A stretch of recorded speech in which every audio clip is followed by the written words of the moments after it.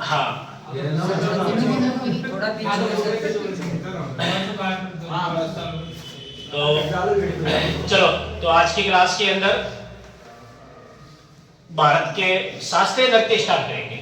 ठीक है, आपकी एग्जाम के अंदर 100% एक क्वेश्चन जरूर आपको देखने के लिए मिल जाएगा। और इस बार की जो भर्ती है, इस भर्ती के अंदर आपको 100% एग्जाम पास करनी है। मौका दोबारा नहीं मिलेगा, जिंदगी में बार बार मौके नहीं मिलते।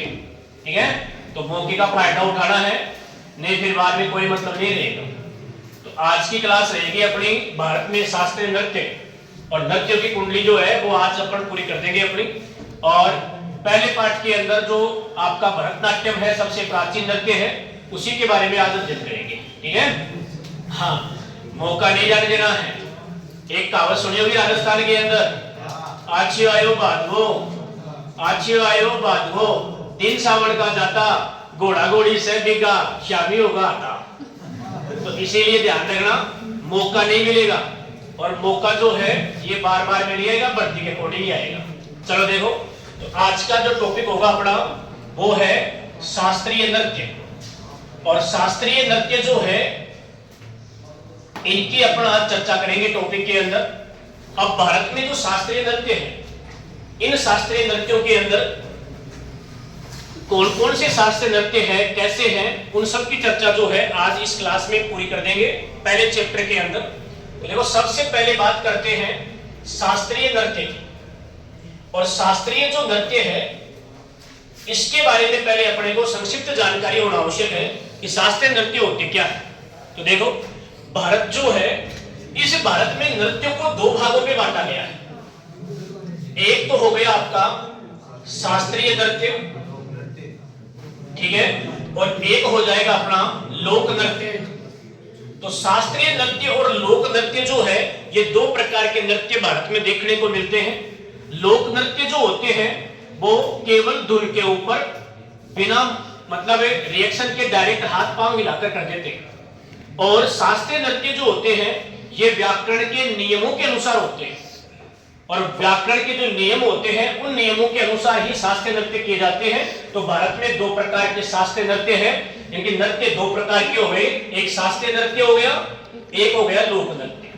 अब क्वेश्चन आता है कि भारत में प्राचीनतम ऐसा कौन सा ग्रंथ है जिसमें शास्त्रीय नृत्य के बारे में जानकारी मिलती है। तो देखो, एक ग्रंथ का नाम याद रखना है आपको, और उस ग्रंथ को कहते हैं नाट्य शास्त्र। आराम से सुनो इसको। नाट्य शास्त्र जो है, इसके जो पुस्तक है ये, और इस पुस्तक के जो लेखक है उनका नाम है भरत मुनि। और भरत मुनि जो है, इन्होंने नाट्य शास्त्र ग्रंथ की रचना की थी, जिसमें नाट्य शास्त्र के बारे में उल्लेख मिलता है। दूसरी बात, यदि आपसे पूछे कि भारत में जो शास्त्रीय नृत्य है, भारत में जो शास्त्रीय जो नृत्य है, ये शास्त्रीय नृत्य जो है इनका जन्म कहां होता है। तो यदि आपसे पूछ ले कि भारत में शास्त्रीय नृत्यों का जन्म कहां होता है, तो आपको बताना है मंदिरों में। कि भारत के अंदर जो बड़े बड़े प्राचीन मंदिर थे, उन मंदिरों के अंदर जो है शास्त्रीय नृत्य की शुरुआत होती है। और शास्त्रीय जो नृत्य है, इनकी जो जननी है, शास्त्रीय नृत्यों की जो जननी है, ये क्या किसे कहते हैं, भरतनाट्यम। भरतनाट्यम जो है, इसको शास्त्रीय नृत्यों की जननी कहा जाता है, क्योंकि सबसे पहले भारत में जो शास्त्रीय नृत्य है वो भरतनाट्यम से शुरू होते हैं, और इसीलिए भरतनाट्यम जो है इसको शास्त्रीय नृत्यों की जननी कहा जाता है। यदि अपन बात करते हैं भारत के जो भारत की आपकी भारतीय नृत्य अकादमी या नाट्य अकादमी कह दो, नाट्य अकादमी, ये भारत की नाट्य जो अकादमी है ये आपके दिल्ली के अंदर है। और भारतीय संगीत नाट्य अकादमी जो है, इसके अनुसार भारत के जो शास्त्रीय नृत्य है, संगीत नाट्य अकादमी के अनुसार भारत में शास्त्रीय जो नृत्य है इनकी संख्या जो है वो 8 मानी जाती है। लेकिन यदि आपसे पूछ ले कि भारत सरकार का जो संस्कृति मंत्रालय है, भारत सरकार का जो संस्कृति मंत्रालय है, इस संस्कृति मंत्रालय के अनुसार यदि आपसे पूछे कि भारत में शास्त्रीय नृत्य कितने माने गए हैं, तो आपको संख्या बतानी है 9। तो यहां आपका अच्छा क्वेश्चन बन गया कि शास्त्रीय नृत्य यानी कि नाट्य जो अकादमी है उसके अनुसार तो भारत में शास्त्रीय नृत्यों की संख्या 8 मानी जाती है, और नाट्य अकादमी का जो मुख्यालय है वो दिल्ली के अंदर है, और भारतीय संस्कृति जो मंत्रालय है उसके अनुसार शास्त्रीय नृत्यों की संख्या 9 मानी जाती है। और जो 9वां जोड़ा गया है वो जोड़ा गया है छौ, जो बिहार के क्षेत्र में किया जाने वाला शास्त्रीय नृत्य है तो संस्कृति मंत्रालय के अनुसार मिलता है। बाकी वैसे जो संगीत नाट्य अकादमी है दिल्ली के अंदर उसके अनुसार केवल 8 शास्त्रीय नृत्यों के बारे में अध्ययन होता है। दूसरी बात, यदि हम बात करते हैं कि भारत में जो शास्त्रीय नृत्य है, भारत में शास्त्रीय जो नृत्य है, इन शास्त्रीय नृत्यों का जो संस्थापक है, शास्त्रीय नृत्यों का जो संस्थापक है वो किसे कहा जाता है तो बताना है श्रीमंता शंकरदेव। श्रीमंता शंकरदेव जो है, इस श्रीमंता शंकरदेव को भारत में शास्त्रीय नृत्यों का संस्थापक कहा जाता है। दूसरी बात, यदि भारत में शास्त्रीय नृत्यों का संस्थापक श्रीमंत देव है तो नृत्य को कितने भागों में बांटा गया है?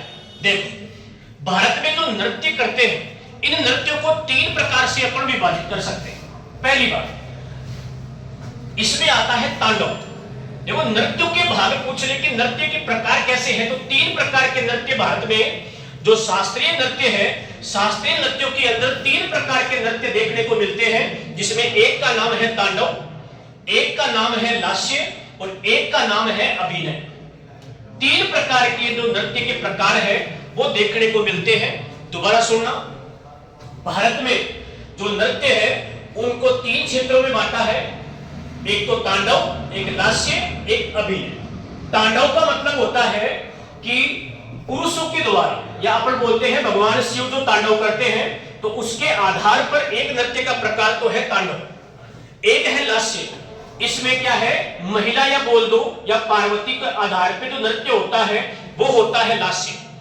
एक होता है अभिनय।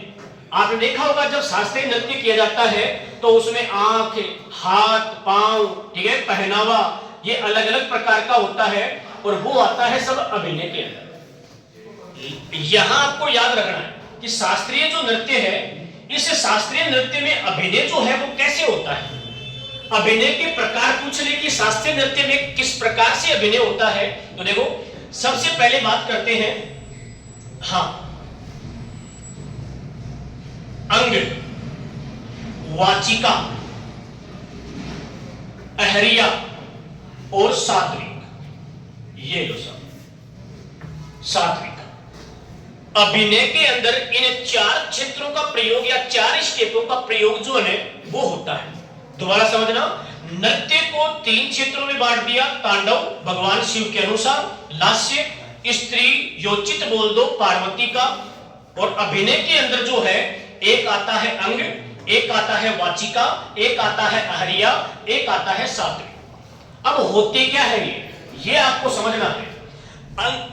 अंग का मतलब होता है, जब भी शास्त्रीय नृत्य होते हैं तो शास्त्रीय नृत्यों के अंदर जो है हाथ और पांव जो व्याकरण के नियमों के अनुसार चलते हैं वो सभी किस में आते हैं, अंग। तो इसमें कह सकते हो जैसे हाथ हो गया, पांव हो गया, ठीक है, आंख हो गई, इनको जो प्रदर्शित करते हैं वो इस अंग में आते हैं। वाचिका, जैसे आपने हिंदी फिल्मों में देखा होगा कि गाने गाने वाला तो अलग होता है, और जब पिक्चर आती है, पिक्चर में गाना आता है, सॉन्ग आता है, तो केवल मुंह हिलाते हैं, लगता है ऐसा है कि भाई वो बोल रहे हैं।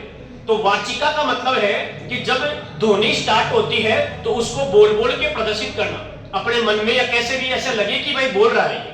तो इसमें हो गया बोलना, बोलकर उसको व्यक्त करना, लेकिन आवाज नहीं आएगी, वैसे मुंह हिलाकर व्यक्त होता है।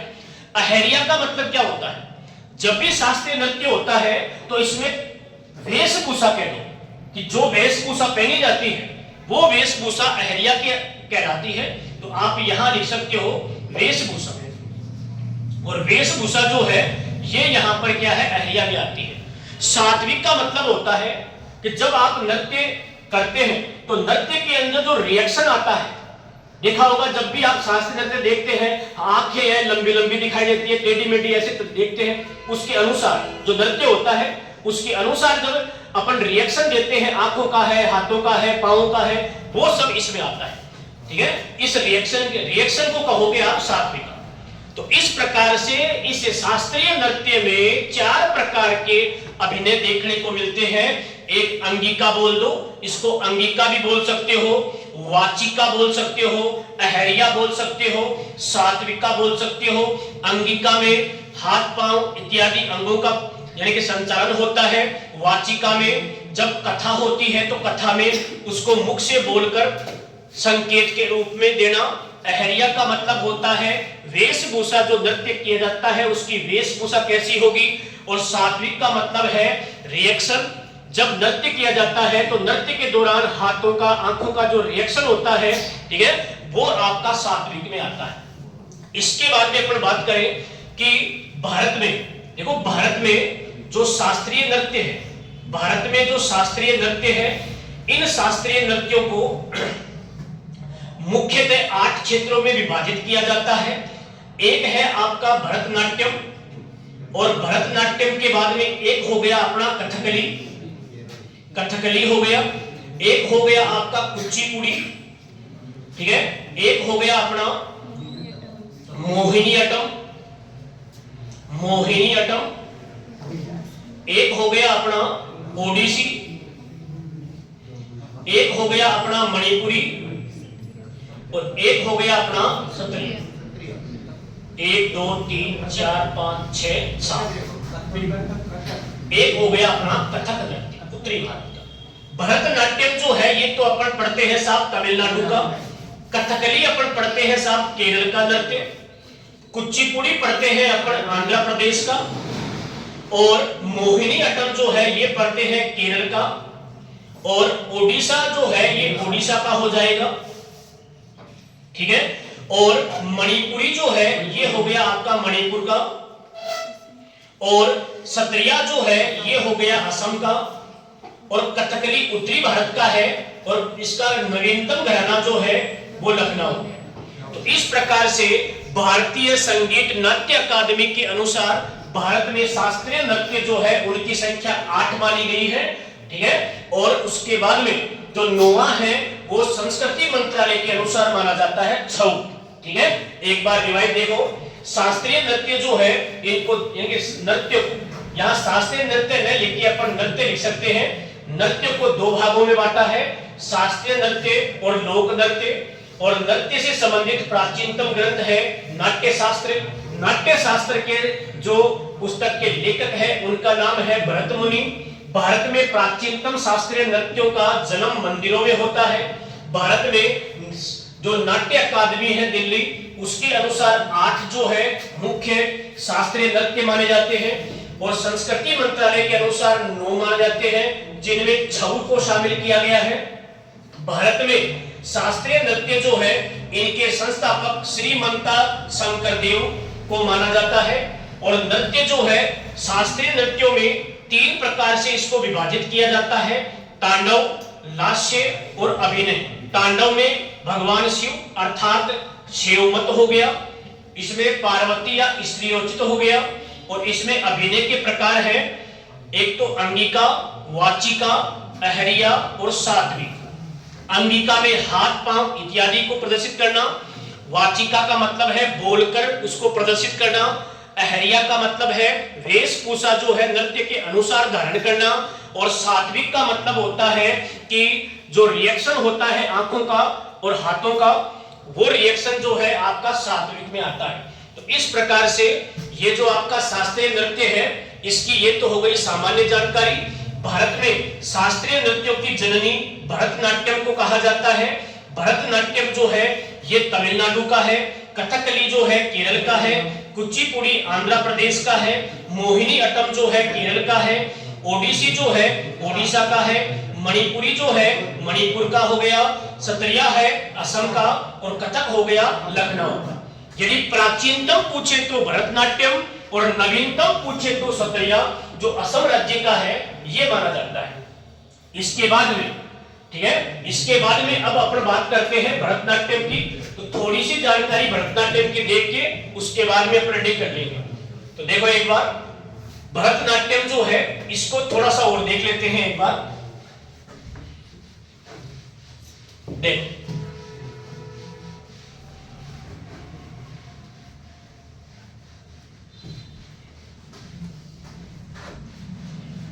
अब आपसे क्वेश्चन क्या पूछेगा, किसी भी कलाकार का नाम दे देगा कि निम्नलिखित में से कौन सा कलाकार भरतनाट्यम से संबंधित है। ठीक है, भरतनाट्यम जो है ये सबसे प्राचीन है, किससे संबंधित है ये क्वेश्चन पूछेगा। तो देखो सबसे पहले अब पूरी डिटेल आपको भरतनाट्यम की याद रखनी है। तो पहला आता है अपना भरतनाट्यम। भरतनाट्यम अब देखो पहला क्वेश्चन आता है कि साहब भरतनाट्यम जो है ये है क्या। कथाओं पर आधारित किया जाने वाला जो शास्त्रीय नृत्य है वो है भरतनाट्यम। ठीक है, तो देखो कथाओं पर आधारित जो है आधारित ये नृत्य है आपका भरतनाट्यम। भरतनाट्यम जो है इसकी जो शुरुआत है, इसका जो प्रारंभ कह दो, इसका प्रारंभ होता है 2000 ईसा पूर्व में माना जाता है। और भरतनाट्यम जो है इसकी शुरुआत होती है तमिलनाडु का एक तंजौर जिला है, और तमिलनाडु के तंजौर जिले के अंदर भरतनाट्यम जो है इसकी शुरुआत होती है। भरतनाट्यम जो होता है आपका नृत्य है, ये नृत्य देखो दस्सी अट्टिका या दस्सी अट्टम बोल दो, दस्सी अट्टम और सद्र जो नृत्य है इन नृत्यों का सामूहिक रूप है। ये विशेष ध्यान रखना है, सामूहिक रूप है। आपसे पूछ ले कि साहब भरतनाट्यम जो है कौन से नृत्यों का सामूहिक रूप है, तो दस्सी अट्टम और सद्र जो नृत्य है इन नृत्यों का सामूहिक रूप जो है ये भरतनाट्यम को कहा जाता है। ठीक है, इसके बारे में याद रखना कि ये दस्सी अट्टम क्या है और सद्र क्या है। तो पहली चीज आपको याद रखना है कि जो दक्षिणी भारत या भारत में बोल दो, भारत में जो मंदिर होते थे इन मंदिरों के अंदर देवदासियों के द्वारा जो नृत्य किया जाता था उस नृत्य को बोलते थे दस्सी अट्टम। उसे कहते हैं दस्सी अट्टम कि जो मंदिर थे इन मंदिरों में देवदासियों के द्वारा जो नृत्य होता था उस नृत्य को दस्सी अट्टम कहा जाता था। और दक्षिणी भारत के अंदर जो शाही राजमहल है, शाही जो राजमहल है, इन राजमहलों के अंदर जो नृत्य किया जाता था उस नृत्य को कहा जाता था सद्र नृत्य। तो कुल मिला के आप ऐसे कह सकते हो कि दस्सी अट्टम और सद्र नृत्य के सामूहिक रूप को भरतनाट्यम के नाम से जाना जाता है। अब बात आती है कि साहब देवदासियां क्या होती है। देवदासियों के द्वारा मंदिरों में नृत्य किया जाता था, ठीक है, और शाही महलों के अंदर जो नृत्य होता था उसको इसमें जोड़ा गया है। अब देवदासियां क्या होती है, पहले की परंपरा के अनुसार जब किसी परिवार में कोई मनोकामना मांगी जाती थी मंदिर में और वो मनोकामना पूर्ण हो जाती थी तो अविवाहित लड़कियों को उनका विवाह जो है वो उस मंदिर में भगवान के साथ में कर दिया जाता था। ठीक है, और वो जो लड़की वहां गई है अविवाहित, जो मंदिर में उसके मतलब भगवान से उसके विवाह कर दिया गया, और उन लड़कियों के द्वारा उस मंदिर में जो भगवान की मतलब कीर्तन भजन मान लो उसके रूप में जो उस मंदिर में नृत्य होने लग गया, तो वो नृत्य जो कार्य करने वाली महिलाएं हैं वो महिलाएं देवदासी कहलाती थी। अर्थात आप यह कह दो अपनी भाषा में कि अविवाहित लड़कियां जो है इनका विवाह भगवान से कर दिया जाता था मनोकामना पूर्ण होने पर।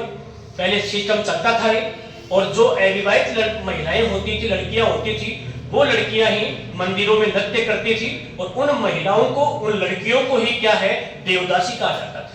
ठीक है, और दूसरी बात अब आपसे क्या पूछ रही कि साहब जो भरतनाट्यम है इस भरतनाट्यम के अंदर मुख्य रूप से जो कलाकार जो होते हैं वो महिलाएं होती है या पुरुष होते हैं, दोनों में पूछ रहे, दोनों ही होते हैं, लेकिन मुख्य पूछे तो आपको बताना है महिलाएं।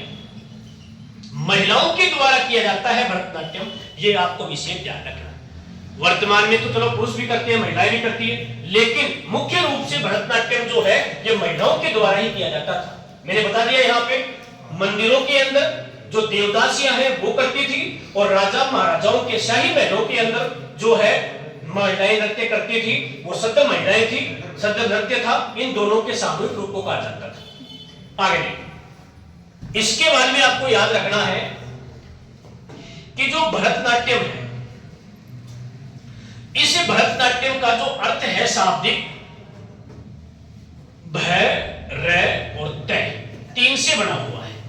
भय से मतलब है भाव, किसी भी कथा के भाव के अनुसार नृत्य होता था, तो भाव भय से, रासे राग, उसको एक राग में गाकर, कर्णप्रिय राग में गाकर किया जाता था, और ताल, तय से क्या बन गया, ताल। तो आप ऐसे कह सकते हो कि भरतनाट्यम में भरत जो है इसमें भय का भाव, रै से राग, तय से ताल के माध्यम से किए जाने वाले नृत्य को भरतनाट्यम में शामिल किया जाता था। दूसरी बात, यदि आपसे पूछ ले साहब भरतनाट्यम में कौन से वाद्य यंत्रों का प्रयोग किया जाता है, तो देखो यदि वाद्य यंत्रों की बात करते हैं तो वाद्य यंत्रों के अंदर एक तो है आपका मंजीरा, एक है अपनी बांसुरी, एक है अपना मृदंग, और एक है अपने छड़क बोलते उसको छड़क।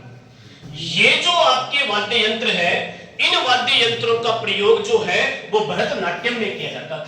बांसुरी का, मंजीरे का, मृदंग का और छड़क का जो वाद्य यंत्र है, इन वाद्य यंत्रों का उपयोग आपके भरतनाट्यम में होता था। इसके अलावा और देखिए अपन, तो भरतनाट्यम जो है,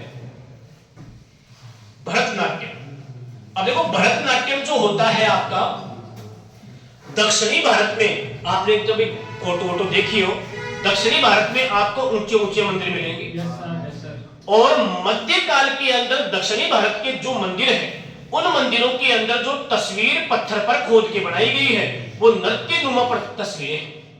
और जब आप वहां मध्यकाल के मंदिरों के बारे में देखोगे वहां जाके, तो वहां पर आपको मिलेगा क्या, नृत्य की हुई मुद्राएं जो है उनमें मूर्तियां मिलेगी, और वो मूर्तियां भरतनाट्यम का प्रमाण जो है वो मानी जाती है। तो मध्यकाल के अंदर जो है मंदिर जो अवशेष मिले हैं, इन मंदिरों पर भरतनाट्यम जो है, इस भरतनाट्यम के प्रमाण जो है ये इतिहास में देखने को मिलते हैं।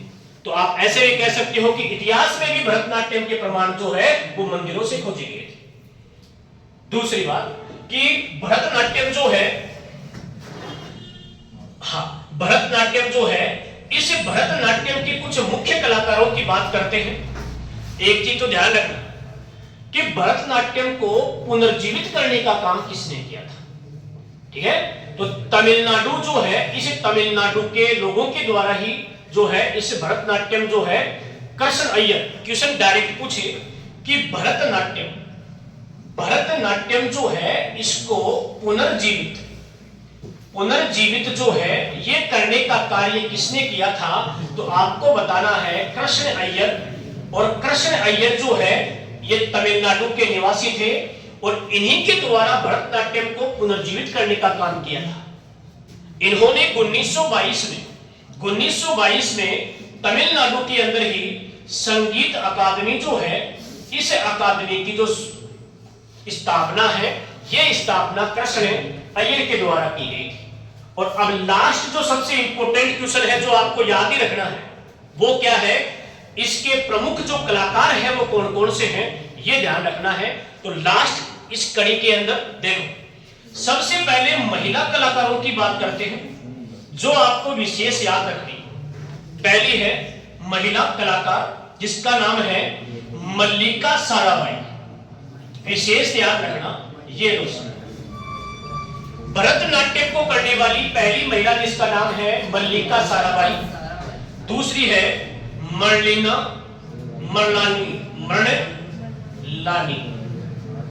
या मरलानीना बोलते हैं, लीना साराभाई। मरलानीना साराभाई ये दूसरी महिला है जो इस भरतनाट्यम को करती है। नेक्स्ट बाला सरस्वती जो है ये तीसरी महिला जो भरतनाट्यम के लिए प्रसिद्ध है पूरे देश के अंदर। नेक्स्ट है यामिनी, यामिनी कृष्णमूर्ति। यामिनी कृष्णमूर्ति ये चौथी महिला है जो पूरे देश के अंदर भरतनाट्यम के लिए प्रसिद्ध है। नेक्स्ट है जीवन, जीवन रत्नम, ये पांचवी महिला जो पूरे देश में भरतनाट्यम के लिए प्रसिद्ध है। एक महिला का नाम और याद रखना, आवाज नहीं, पांडावल्लूर, पांडावल्लूर जयलक्ष्मी। पांडावल्लूर जयलक्ष्मी जो है ये भरतनाट्यम के लिए प्रसिद्ध है पूरे देश में। और एक महिला और आती है जिसका नाम है रुक्मणी, हाँ, रुक्मणी देवी अरुंडेल। रुक्मणी देवी अरुंडेल जो है ये वो महिलाएं हैं जो पूरे देश में भरतनाट्यम के लिए जानी जाती है। दोबारा सुनना, ऐसी महिलाएं जो भरतनाट्यम के लिए पूरे देश में प्रसिद्ध है, उनके अंदर एक है मल्लिका साराभाई, एक का नाम है मर्लिना साराभाई, एक का नाम है बाला सरस्वती, एक का नाम है यामिनी कृष्णमूर्ति, एक का नाम है जीवन रत्नम, एक का नाम है पांडावल्लूर जयलक्ष्मी, एक का नाम है रुक्मणी अरुंडेल। ये वो महिलाएं जो भरतनाट्यम के लिए पूरे देश में जानी जाती है। अब एक अच्छा क्वेश्चन इसमें और बढ़ता है, जब भी महिलाएं भरतनाट्यम करती है तो शरीर के कौन से अंगों का सर्वाधिक उपयोग होता है? बोलो। दो विशेष याद रखना, भरतनाट्यम में आंख और हाथ का उपयोग सबसे ज्यादा होता है। तो यहां मैं अलग से देता हूं, भरतनाट्यम में आंख और हाथ, आंख और हाथ का उपयोग सबसे ज्यादा प्रयोग होता है। क्योंकि जीआई में टेढ़ा मेढ़ा कर ली तो आंख ये तिरछी देख ली, जैसे कथा में लिखा गया है उसी के अनुरूप नृत्य होता है। तो आंख और हाथ का उपयोग सबसे अधिक होता है भरतनाट्यम। अब कुछ 3-4 पुरुष कलाकारों के लास्ट में नाम और देखो। एक पुरुष कलाकार की बात करते हैं, देखो आराम से सुनो। पहले व्यक्ति का नाम है रेवंत साराभाई, ठीक है। एक व्यक्ति का नाम है उदय शंकर, उदय शंकर। एक व्यक्ति का नाम है नटराजन, नटराजन राम कृष्ण। और एक व्यक्ति का नाम है विजय माधवन। ये वो व्यक्ति जो भरतनाट्यम के लिए पूरे देश में प्रसिद्ध है। और लास्ट रिवीजन सुन लो, उसके बाद में आगे चलते हैं। तो भरतनाट्यम जो है कथाओं पर आधारित नृत्य है। इसका प्रारंभ 2000 ईसा पूर्व तमिलनाडु के तंजौर जिले में होता है। भरतनाट्यम दसियट्टम और सदृश नृत्य का सामूहिक रूप मानते हैं और इसका प्रारंभिक नाम जो है वो था सादिन। भरतनाट्यम को सादिन नृत्य के नाम से भी जाना जाता था। भारत के मंदिरों में देवदासियों के द्वारा जो नृत्य किया जाता था उसे दसियट्टम कहते थे। और दक्षिणी भारत में शाही राजमहलों में जो नृत्य होता था महिलाओं के द्वारा उसे कहते थे सदर नृत्य। इन दोनों के सामूहिक रूप को भरतनाट्यम कहते हैं, जो भारत का सबसे प्राचीन नृत्य है, तमिलनाडु राज्य का नृत्य है। और भरतनाट्यम में इसका अर्थ करें तो भैसे भाव, रैसे राग, तैसे ताल, तीनों के सामूहिक रूप को अपन भरतनाट्यम में शामिल करते हैं। भरतनाट्यम में वाद्य यंत्रों की बात करोगे तो एक तो हो गया मंजीरा, बांसुरी, मृदंग और छड़क जो है, इन वाद्य यंत्रों का प्रयोग भरतनाट्यम में किया जाता है। भरतनाट्यम जो है इसके प्राचीनतम प्रमाण मध्यकाल में जो मंदिर है, इन मंदिरों पर बनी हुई मूर्तियों के आधार पर इसके प्राचीनतम प्रमाण के साक्ष्य मिले हैं। और 1922 में कृष्ण अय्यर जिन्होंने इस भरतनाट्यम को पुनर्जीवित किया था, उन्होंने 1922 में संगीत नाट्य अकादमी खोली वहां पे। और यहां सबसे इंपॉर्टेंट क्वेश्चन जो आपकी भर्ती में पूछेगा आपसे, ये 2 पॉइंट आपको विशेष याद रखने।